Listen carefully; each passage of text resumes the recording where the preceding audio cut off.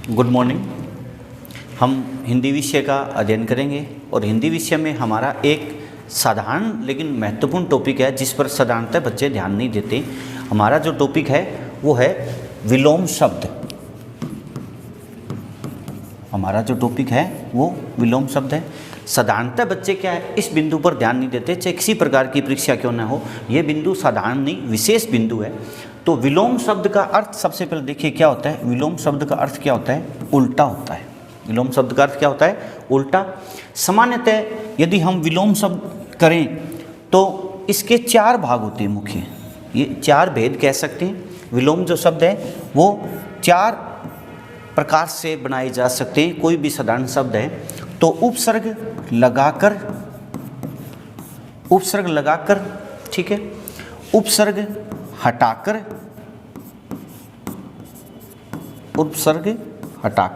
हटाकर कह दो या यूं कह दो उपसर्ग बदलकर भी हम क्या कर सकते हैं, विलोम शब्द बना सकते हैं। और तीसरा जो है वो हमारा लिंग परिवर्तन से भी क्या बनते हैं, विलोम शब्द होते हैं, ठीक है। और चौथा जो बिंदु है वो यूं कह सकते हैं कि कुछ निश्चित विलोम शब्द होते हैं, कुछ निश्चित होते हैं जिनमें से न तो वहाँ कोई उपसर्गों का रोल होता है न कोई पुल्लिंग स्त्रीलिंग का रोल होता है। इस प्रकार से हमारे चार प्रकार से क्या होते हैं, विलोम शब्द बनते हैं। कैसे? उपसर्ग लगाकर हम, और उपसर्ग हटाकर, या उसी को हम कहें कि उपसर्ग यदि बदलें तो भी क्या है हमारा विलोम शब्द बन सकता है। और तीसरा जो है वो है लिंग परिवर्तन से, क्या है, लिंग परिवर्तन से भी क्या है विलोम शब्द बनते हैं। और चौथा जो है वो है निश्चित शब्द होते हैं, वहाँ विलोम शब्द या विलोम शब्द होते हैं लेकिन वहाँ उपसर्गों का रोल नहीं होता है। तो हम मुख्य रूप से कह सकते हैं कि विलोम शब्द में क्या होता है, उपसर्गों का क्या होता है, उपसर्गों की क्या होती है, मुख्य भूमिका होती है। अब बात यह कि यदि हमें उपसर्ग आएंगे तो विलोम शब्द हमें आसानी से आ सकते हैं। अब देखिए आपके सामने ये चुने हुए अच्छे जो परीक्षा में आए हुए महत्वपूर्ण शब्द हैं जिनको हम विलोम शब्द देखेंगे।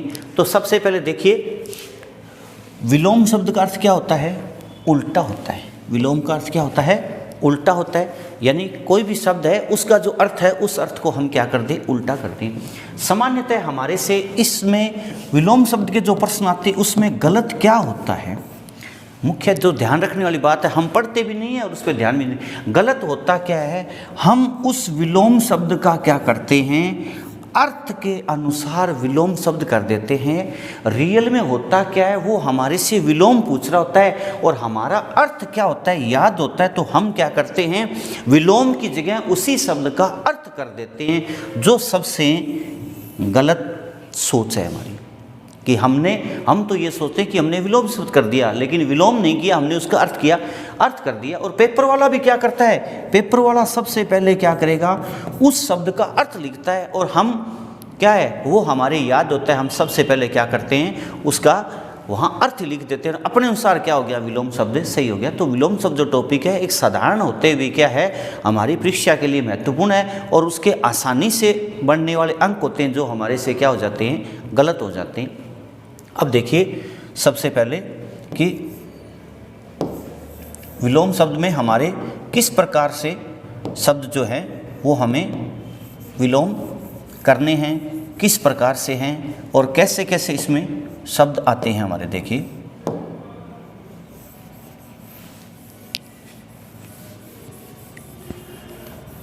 अब हमने देखा कि सबसे पहले जो है वो उपसर्ग लगने से हमारे क्या है विलोम शब्दों का क्या हो रहा है, निर्माण हो रहा है।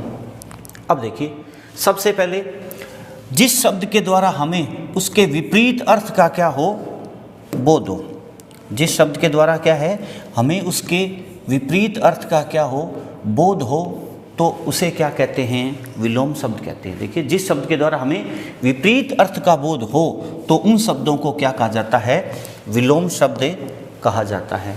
अब देखिए सबसे पहले देखिए जिस शब्द के द्वारा हमें उसके विपरीत अर्थ का बोध हो, ध्यान रखना यहाँ से एक प्रश्न बनता है, कि यदि किसी शब्द के विपरीत का अर्थ का बोध होता है तो वो क्या होता है, वो विलोम शब्द होता है। उन शब्दों को हम क्या कहते हैं, विलोम शब्द कहते हैं। जैसे देखिए सबसे पहले क्या है, हमने देखा है कि उपसर्ग लगाकर बनने वाले शब्द, यदि हमें अच्छे तरीके से उपसर्ग आता है तो भी हम विलोम शब्दों को कर सकते हैं। ध्यान इसी बात का रखना है, हमें इस बात का ध्यान रखना है कि अर्थ न लिख दें हम साधारणतः क्या है, ये अर्थ हमारा रटा हुआ होता है, हम सीधा उस शब्द का क्या कर देते हैं, वहाँ विलोम की जगह क्या है उसका अर्थ करते हैं। अब देखिए सबसे महत्वपूर्ण जो है वो ए उपसर्ग है। अब देखिए ए का अर्थ क्या होता है, नहीं होता है। ए का अर्थ क्या होता है, नहीं होता है। किसी शब्द के साथ ए लगा है तो हटा दें, अन्यथा लगा दें तो वहाँ क्या हो जाता है, विलोम शब्द होता है। तो देखिए चेतन के आगे अचेतन लगा तो क्या हो गया, उसका विलोम हो गया। थाय, थाय का अर्थ होता है जिसकी गहराई को नापा जा सके, और अथाय जिसकी गहराई को न नापा जाए। तो यहाँ देखिए साधारण सा सीधा शब्द था, थाय के आगे हमने क्या लिख दिया, ए लिख दिया। ए लिखने से क्या उसका अर्थ नकारात्मक में हो गया। तो हमने देखा कि ए का अर्थ, ए उपसर्ग का अर्थ क्या होता है, नहीं होता है।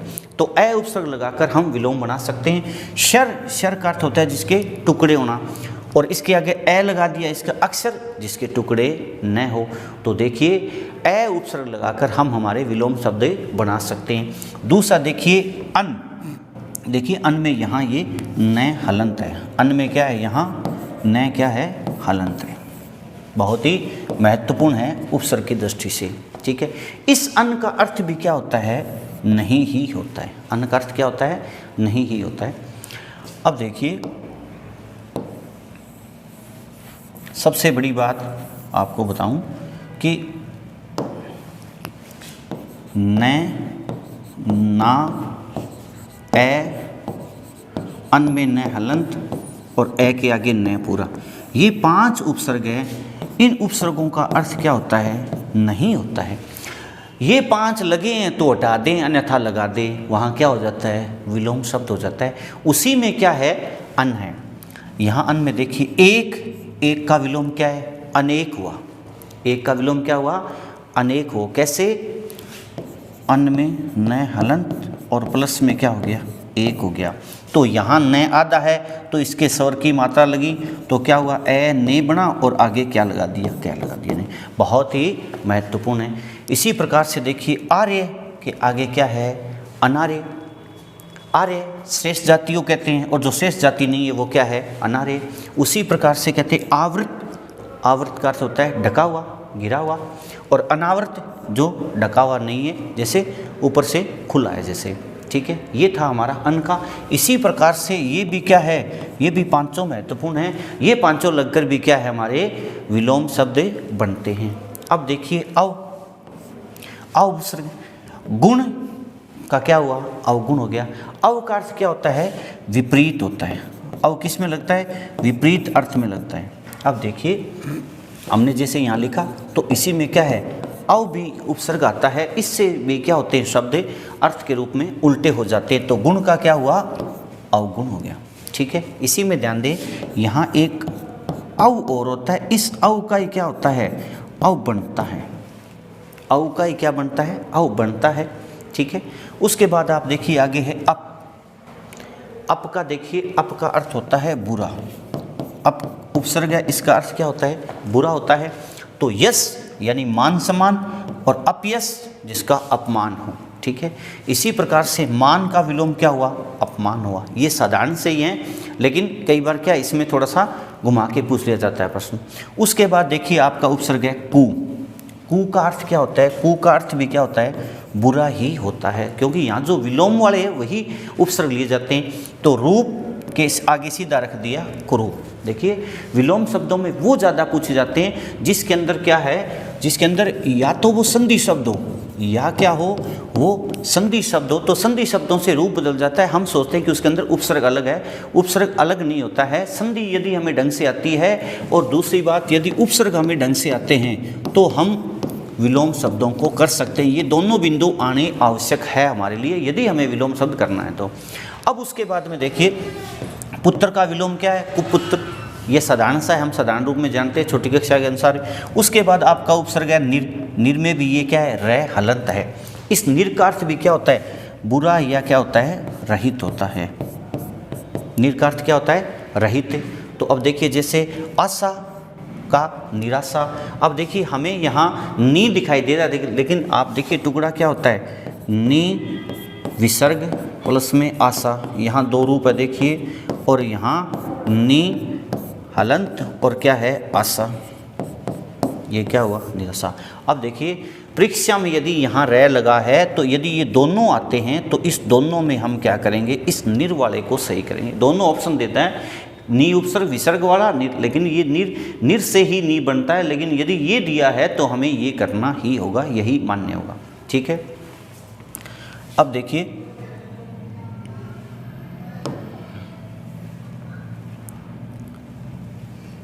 हमने देखे थे नी तक।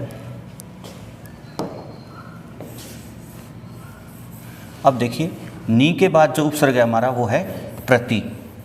नी के बाद कौन सा उपसर्ग है हमारा, प्रति उपसर्ग है।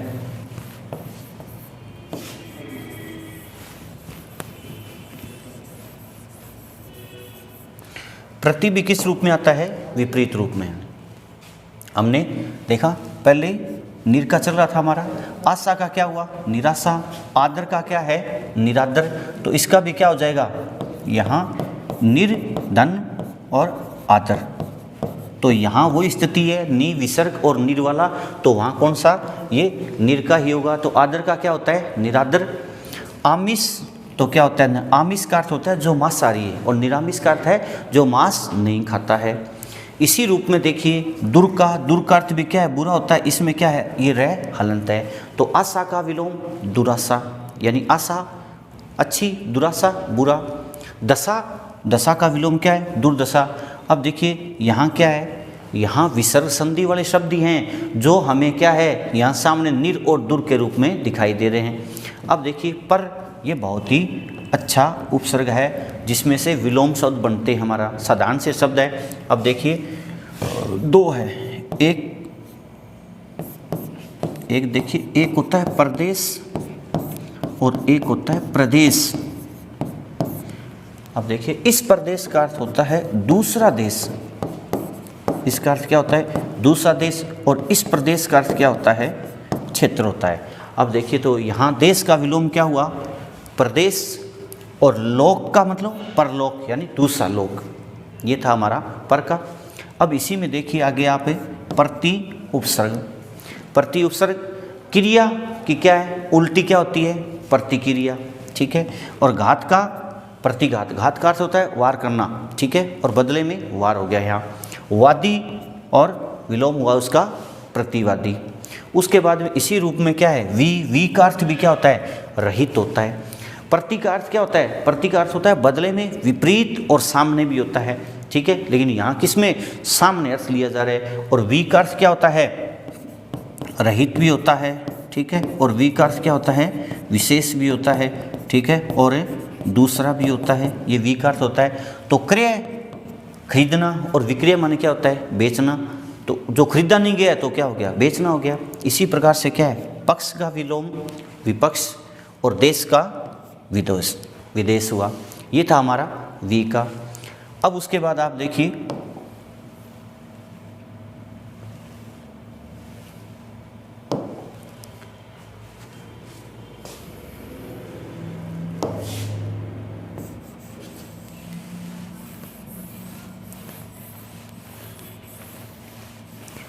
अब है हमारा निस उपसर्ग। निस का अर्थ भी क्या होता है, रहित के रूप में होता है। ठीक है, निस लगाने से भी हम किसी शब्द का क्या है, विपरीत अर्थ में कर सकते हैं।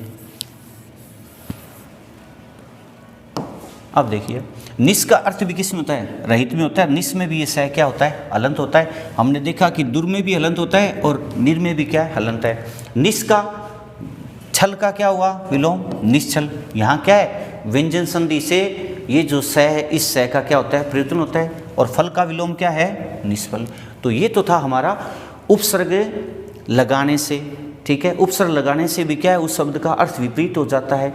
अब दूसरा जो बिंदु है वो है यदि उपसर्ग बदलें। अब ध्यान दें कि यदि उपसर्ग शब्द आया है तो उसमें क्या होता है, कई बार एक जैसे ऑप्शन दे दिए जाते हैं। यदि उपसर्ग है तो हम उसको उपसर्ग लगाकर ही दूसरे रूप में बदल सकते हैं। जैसे देखिए, यदि ए उपसर्ग लगा है तो ए का अर्थ क्या होता है, नहीं होता है, और से का अर्थ क्या होता है, साथ होता है। तो ए नाथ यानी उपसर्ग लगा है ए नाथ का अर्थ जिसका स्वामी या रक्षक नहीं है। से माने होता है साथ, से का अर्थ क्या होता है, साथ। तो से नाथ यानी जिसका रक्षक है।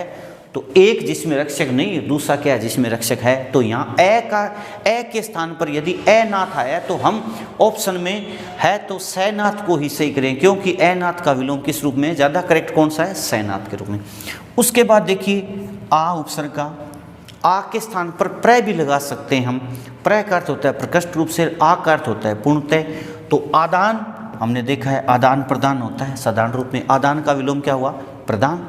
ठीक है, इसी प्रकार से हम क्या है, ए के स्थान पर सू लगाकर भी क्या है हम विलोम शब्द बना सकते हैं। जैसे ए काल, देखिए काल माने होता है समय, ए काल का अर्थ होता है बुरा काल हुआ, ए का अर्थ होता है नहीं, काल माने समय, ए काल का अर्थ क्या है, बुरा समय कहता है। और सुकाल अच्छे समय को कहा जाएगा। तो ए काल का विलोम क्या हुआ, सुकाल हुआ। ठीक है, अब उसके बाद में क्या है,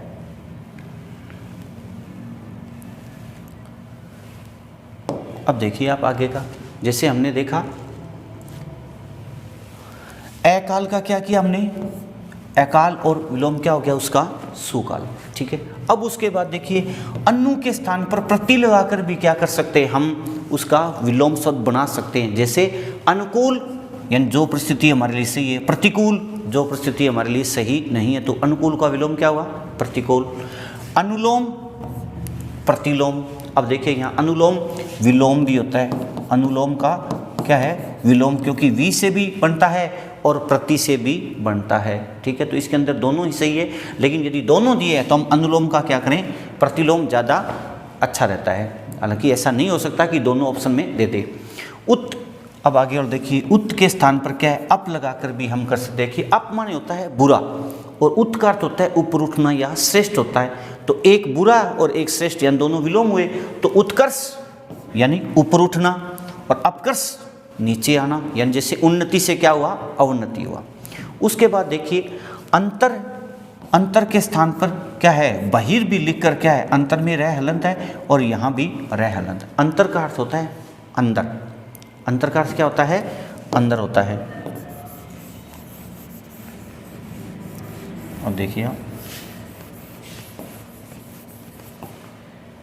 अब देखिए अंतर यानी आंतरिक और बहिर यानी बाहरी। तो अंतरंग का विलोम क्या हुआ, बहिरंग। अंतर्भाव का क्या हो गया, बहिर्भाव। यानी अंतर दोनों का अर्थ क्या है, आंतरिक रूप में, और बहि का अर्थ क्या होता है, बाहरी। तो दोनों क्या हो गए, अपने आप में विलोम हुए। आवि के स्थान पर क्या है, तिरो, ये भी हो जाता है। आवि का अर्थ होता है आविष्कार, उत्पन्न होना। तिरो का अर्थ होता है गायब होना। तो यहाँ आविर्भाव का विलोम क्या हुआ, तिरोभाव। बहुत ही अच्छा, महत्वपूर्ण है। ये और ये वाले दोनों अच्छे हैं जो परीक्षा की दृष्टि से महत्वपूर्ण है।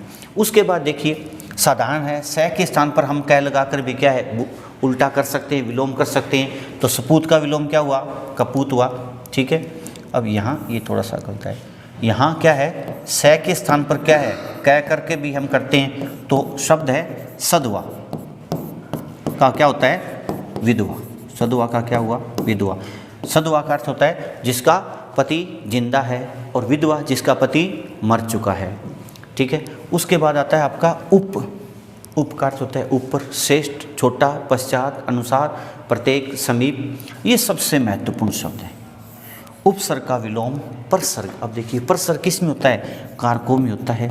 किस में होता है, कारकों में होता है। हम साधारणतः ये भी होता है, उपसर्ग का विलोम क्या है, प्रत्यय भी कहते हैं। उपसर्ग का क्या है, उपसर्ग आगे आते हैं, प्रत्यय क्या आते हैं, पीछे आते हैं। लेकिन करेक्ट यदि उपसर्ग का प्रत्यय और प्रसर्ग दोनों दिए हैं तो हम सही किसको करेंगे, परसर्ग को। क्यों कि उपसर्ग का विलोम क्या होता है, परसर्ग होता है। क्यों, पर का अर्थ क्या होता है, बाद। पर का अर्थ क्या होता है, बाद होता है। तो उपसर्ग का विलोम क्या है, परसर्ग। ठीक है, उसके बाद में पूर्व।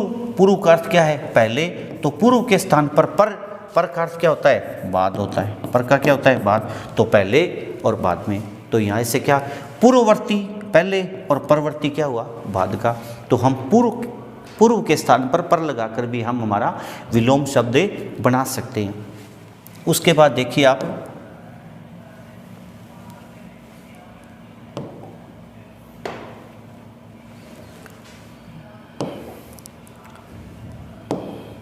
अब देखिए पुरु के बाद में है सत्य। पुरु के बाद कौन सा है? सत्य है। देखिए सत्य यहाँ व्यंजन संधि के शब्द है। व्यंजन संधि जिसको आती है वो इसको सही कर सकता है। देखिए सत्य, सत्य में देखिए यहाँ सत्य में भी क्या है? तय हलंत होता है। सत्य में क्या है? तय हलंत है। तो सत्य के स्थान पर क्या करते हैं? दुर। सत्य का अर्थ होता है सच्चा श्रेष्ठ, दुर का अर्थ क्या होता है? बुरा। तो सदाचार का विलोम क्या हुआ? दुराचार हुआ। और सदुपयोग का विलोम क्या हुआ? दुरुपयोग हुआ। इसका यदि हम टुकड़ा करें संधि के हिसाब से तो क्या होगा? सद प्लस में क्या है?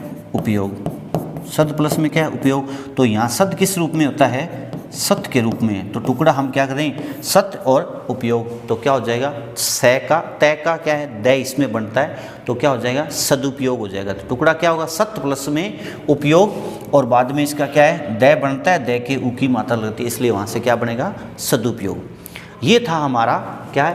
पहला एक तो था क्या है? उपसर्ग लगाकर, यानी उपसर्ग लगाकर हम क्या कर सकते हैं? विलोम शब्द बना सकते हैं। और दूसरा क्या है? उपसर्ग बदल कर, यानी उपसर्ग जो लगा है उसको हम क्या कर दें? यदि बदल दें तो बदल कर भी हम क्या कर सकते हैं? विलोम शब्द बना सकते हैं। ठीक है, ये तो था हमारा उपसर्ग लगाना और उपसर्ग बदलना। ठीक है, अब देखिए अब है हमारे आगे के शब्द कौन से? जो लिंग परिवर्तन, यानी लिंग परिवर्तन से भी क्या कर सकते हैं? हम हमारे विलोम शब्द बना सकते हैं। अब देखिए लिंग परिवर्तन से भी क्या कर सकते हैं? हम विलोम शब्द बना सकते हैं। जैसे लिंग परिवर्तन में देखा जाए तो लड़का का विलोम क्या होता है? लड़की होता है। मोर का मोरनी और कवि का कवित्री, ये सबसे महत्वपूर्ण है। यानी कवि पुल्लिंग और कवित्री क्या हुआ? स्त्रीलिंग। तो हमने देखा कि उपसर्ग लगाकर, उपसर्ग बदलकर और लिंग परिवर्तन से भी क्या है? विलोम शब्द बनते हैं। और चौथा जो है ये सबसे ज़्यादा महत्वपूर्ण है। कुछ स्थायी शब्द होते हैं या निश्चित शब्द होते हैं, उनके निश्चित होते हैं, वहाँ उपसर्गों का रोल नहीं होता है।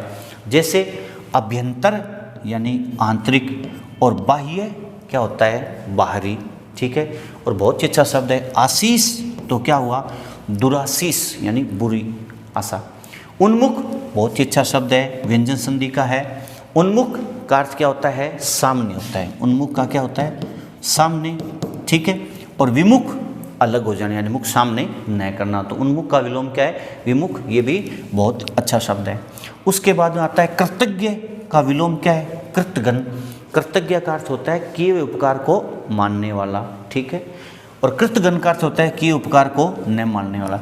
यदि हमें उपसर्ग विलोम तभी आएंगे जब हमें उन विलोम शब्दों का अर्थ आता है, और अर्थ हमें तभी आएगा जब हमें उनके उपसर्गों के अर्थ आते हैं, क्योंकि ये दोनों आपस में जुड़े हुए हैं। ठीक है, उसके बाद देखिए गौरव। गौरव क्या होता है? गुरु धन ऐसे होता है। गुरु धन ए प्रत्यय लगने से क्या बनता है? गौरव। गुरु का अर्थ होता है बड़ा भारी, और गौरव का अर्थ होता है गौरवशाली, जिसका मान सम्मान हो। ठीक है, और लाघव, तो गौरव बड़ा और लाघव क्या हुआ? छोटा हुआ। तो गौरव का विलोम क्या होता है? लाघव। खंडन का अपने साधारण समाज में सुनते हैं खंडन, मंडन। ठीक है, इसी प्रकार से सबसे अच्छा महत्वपूर्ण शब्द है नैसर्गिक, जो परीक्षा में बहुत बार आ चुके हैं। नैसर्गिक शब्द का अर्थ होता है प्राकृतिक। नैसर्गिक का अर्थ क्या होता है? प्राकृतिक होता है। अब प्राकृतिक का विलोम तो हम जानते हैं क्या है कि कृत्रिम है, लेकिन कई बार क्या है वो बदल के उस प्राकृतिक नैसर्गिक शब्द का अर्थ क्या है? प्राकृतिक है, तो वो बदल के दे देता है, तब हमारी समस्या आती है। जरा, जरा का अर्थ होता है बुढ़ापा। शैशव का अर्थ होता है बच्चे के लिए का। शिशु प्लस में ए, ये क्या होता है? देखिए शिशु धन ए, शिशु धन ए से क्या बनता है? शैशव। शिशु का अर्थ है बालक और जरा का अर्थ क्या हो गया? बूढ़ा। इसी प्रकार से अच्छा शब्द है निंदा का विलोम क्या है? स्तुति। निंदा, निंदा करना। स्तुति का अर्थ होता है प्रशंसा या गुणगान करना। ये सबसे अच्छा और महत्वपूर्ण शब्द है। पाश्चात्य और पौर्वात्य। पाश्चात्य मतलब पश्चिम सभ्यता से जुड़े हुए, और पौर्वात्य मतलब पूर्व, यानी दो चीज़ें पूर्व और पश्चिम। इसी से क्या बनता है? पौर्वात्य और पाश्चात्य बनता है। शाश्वत, ध्यान दीजिए, दो चीज़ होती है, एक होता है सनातन, क्या होता है, एक होता है सनातन, धर्म क्या है, सनातन है, और ईश्वर क्या है, शाश्वत है। यानी सनातन का अर्थ है जो सदैव से चला रहा है, शाश्वत का अर्थ होता है जो सदैव ही एक जैसा बना रहे। तो शाश्वत का क्या आता है, नश्वर, शाश्वत जो सदैव रहे, नश्वर जो नष्ट हो जाए, सदैव न रहे। विज्ञ, अब देखिए ज्ञ का अर्थ क्या होता है, ज्ञान होता है, ज्ञ का अर्थ क्या होता है, ज्ञान, और इसके आगे लगा दिया वी का अर्थ क्या होता है, विशेष, तो विज्ञ का क्या हुआ, विशेष ज्ञान वाला। और ए का अर्थ हमने पहले देखा क्या है, ए का अर्थ होता है नहीं, और ज्ञ का अर्थ क्या होता है, ज्ञान, तो जिसके पास ज्ञान नहीं है वो क्या है, अज्ञानी है या मूर्ख है। तो विज्ञ का विलोम क्या होता है, अज्ञ। ये बहुत अच्छा शब्द है। उसके बाद में सूक्ष्म, छोटा, स्थूल, बड़ा, सूक्ष्म का विलोम क्या है, स्थूल, और ये बहुत ही अच्छा शब्द है। सौम्य का है उग्र। सौम्य किससे बनता है, सूम प्लस में ये से बनता है सौम्य। सौम्य का विलोम क्या है, उग्र। सौम्य का अर्थ होता है शांत स्वभाव का, उग्र जो शांत नहीं हो। उसके बाद याचक, बहुत ही अच्छा शब्द है, याचक का दाता। याचक का अर्थ होता है देने वाला, दाता लेने वाला, तो याचक का विलोम क्या हुआ, दाता के रूप में, ठीक है। अब उसके बाद तुम्हारे हैं आगे देखिए महत्वपूर्ण शब्द जो परीक्षा में सामान्यतः आए हुए हैं, बहुत ही अच्छे शब्द हैं। सबसे पहले देखिए आपके दे रखा है इति। इति का विलोम क्या होता है, अथ होता है। बहुत अच्छा शब्द है, परीक्षा में बहुत बार पूछा गया है। यदि हमें अर्थ नहीं आता है तो हम उसको नहीं कर सकते। इति का अर्थ होता है आरंभ। ध्यान दें, एक इति ये होता है, देवीय आपदा के लिए कहते हैं, लेकिन यहाँ ई छोटी है। इति का विलोम क्या है, अथ, और अथ का क्या होता है, आरंभ। अब यदि हमें इन दोनों का अर्थ नहीं आता तो हम नहीं कर सकते इसको। उसके बाद ये सबसे अच्छा शब्द है अमर, जो कभी न मरे। मृत्य, यानी हम सभी क्या है, मृत्य प्राणी हैं, जो मरने वाले, ठीक है। उसके बाद में प्राचीन, जो पुराना है। अर्वाचीन, जो नया है। ये भी बहुत अच्छा शब्द है। साधारणतः हम क्या करते हैं, संधि का क्या होता है, विच्छेद मानते हैं, लेकिन संधि का क्या होता है, विलोम विग्रह। हालांकि क्या होता है, हम देखते हैं कि समास में क्या होता है, समास में क्या होता है, विग्रह होता है। बहुत ही अच्छा शब्द है। समास में क्या होता है, विग्रह। और हम देखते हैं, पढ़ते हैं, हमने पढ़ा भी है, संधि का क्या होता है, संधि में वर्णों का क्या होता है, विच्छेद होता है। तो हम साधारणतः यही मानते हैं कि समास का विलोम क्या होता है, विग्रह, संधि का क्या होता है, विच्छेद। बल्कि ऐसा नहीं होता है। समास का विलोम क्या होता है, व्यास होता है, और संधि का विलोम क्या होता है, विग्रह होता है। ये बहुत ही अच्छा, क्योंकि हमारे जो रटा हुआ है उसी हिसाब से ये चलता है। उसके बाद व्यष्टि का विलोम क्या है, समष्टि। व्यष्टि एक, समष्टि संपूर्ण। वक्र, वक्र का अर्थ होता है टेढ़ा। वक्र का अर्थ क्या होता है, टेढ़ा। और रिजु, रस्सी, रस्सी के रूप में क्या है, सीधा। वक्र का विलोम क्या हुआ, रिजु। गर्ल, ध्यान दे, हमारे विलोम शब्दों में क्या है, पर्यायवाची शब्द भी दिए जा सकते हैं। विलोम शब्दों में पर्यायवाची शब्द आ सकते हैं। तो गर्ल लिख दे या क्या लिख दे, विष लिख दे, ठीक है। तो गर्ल का सुधा, सुधा का क्या अर्थ होता है, अमृत होता है। सुधा का क्या होता है, अमृत होता है। ये बहुत ही अच्छा शब्द है, निरुजता। अब देखिए यहाँ क्या है, देखिए निर प्लस में रुज प्लस में क्या है, ता। ता क्या यहाँ प्रत्यय है, ता क्या यहाँ प्रत्यय। रुज का अर्थ क्या होता है, रोगी। रुज का मतलब क्या होता है, रोगी, ठीक है। यहाँ साथ में क्या है, निरुजता। निरुज का मतलब क्या है, जो रोगी नहीं। तो यहाँ देखिए निरुजता का विलोम क्या होता है, स्वस्थता होता है, यानी जो स्वस्थ है, ठीक है। उसके बाद देखिए प्रचुर, ज़्यादा। स्वल्प का मतलब क्या हुआ, थोड़ा। सबसे अच्छा शब्द है गणतंत्र का, हमारे दिमाग में ही रहता है गणतंत्र। इसका मतलब हम क्या मानते हैं, दो ही है हमारे, एक गणतंत्र दिवस होता है, एक स्वतंत्रता दिवस होता है। तो हम सोचते हैं गणतंत्र का विलोम क्या होगा, स्वतंत्र, लेकिन स्वतंत्र नहीं होता है, राजतंत्र होता है। गणतंत्र का विलोम क्या होगा, राजतंत्र। गणतंत्र का क्या होता है, गण माने होता है जनता। गण क्या होता है, जनता। तंत्र का मतलब क्या होता है, शासन। तो गणतंत्र का मतलब जनता का शासन, और राजतंत्र का मतलब क्या हो गया, राजा का शासन। इसलिए बहुत ही अच्छा शब्द है। गणतंत्र का विलोम क्या है, राजतंत्र। ये था विलोम शब्दों का महत्वपूर्ण टॉपिक। जो परीक्षा की दृष्टि से महत्वपूर्ण, जिसको हम साधारणतः क्या है हल्के में लेते हैं। क्यों लेते हैं कि हम सोचते हैं विलोम शब्द तो हमें आते हैं, क्योंकि हम लंबे समय से पढ़ते आ रहे हैं, साधारण अनुभव के आधार पर, ज्ञान के आधार पर मानते हैं कि विलोम शब्द हमें आते हैं। लेकिन विलोम शब्दों को भी क्या है अच्छे तरीके से पढ़ना होता है। क्यों कि जिस बच्चे को संधि नहीं आती है, जिस विद्यार्थी को उपसर्ग नहीं आते हैं, जिस विद्यार्थी को उपसर्ग भी नहीं आती है, संधि भी नहीं आती है और पर्यायवाची अच्छे तरीके से याद नहीं है, वह बालक ध्यान दे ले विलोम शब्दों को नहीं कर सकता है। पर्यायवाची और संधि और उपसर्ग ये तीनों बिंदु यदि हमें अच्छे से आते हैं तभी हम विलोम शब्द कर सकते हैं। एक बात तो ये। और हमने चौथा बिंदु क्या देखा, कुछ विलोम शब्द क्या होते हैं, कुछ विलोम शब्द क्या होते हैं, निश्चित होते हैं। अब देखिए कुछ विलोम शब्द क्या होते हैं, जैसे हमने अभी क्या पढ़ा, विलोम शब्द टॉपिक पढ़ा। ध्यान देने वाली बात है, विलोम शब्द के लिए हमें सबसे पहले क्या आना चाहिए, संधि आनी चाहिए। उसके बाद हमें उपसर्गों का भी उचित रूप से ज्ञान होना चाहिए, क्योंकि उपसर्गों के अर्थ के बिना हम विलोम शब्द नहीं कर सकते। और तीसरा जो है वो है पर्यायवाची। यदि हमें पर्यायवाची नहीं आते तो भी हम विलोम शब्द नहीं कर सकते। क्यों कि कई बार हम तो साधारणतः जो प्रसिद्ध शब्द हैं उन्हीं के क्या है विलोम शब्द जानते हैं, लेकिन वो क्या करता है पर्यायवाची के रूप में क्या करता है, शब्द को बदल के दे देता है, तब हमें उसका अर्थ नहीं आता, इसलिए हम उसको सही नहीं कर सकते।